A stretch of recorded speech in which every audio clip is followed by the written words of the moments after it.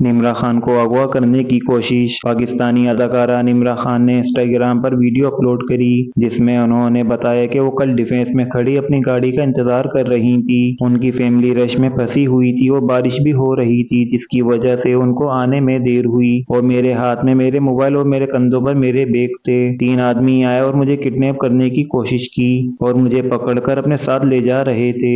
اس میں سے ایک شخص نے میرے پیٹ کے اوپر گن رکھی ہوئی تھی۔ 4 گارڈ میرے سامنے بیٹھے ہوئے تھے۔ میں چیخی چلائی لیکن کسی نے میری آواز نہیں سنی۔ نمرہ خان نے بتایا کہ انہوں نے اپنی خود حفاظت کری۔ انہوں نے بائک کو دھکا دے کر بھاگنے کی کوشش کی۔ وہ مجھے پیچھے سے مار بھی سکتے تھے۔ میں چلاتی ہوئی بھاگی تو سامنے سے ایک گاڑی آ رہی تھی۔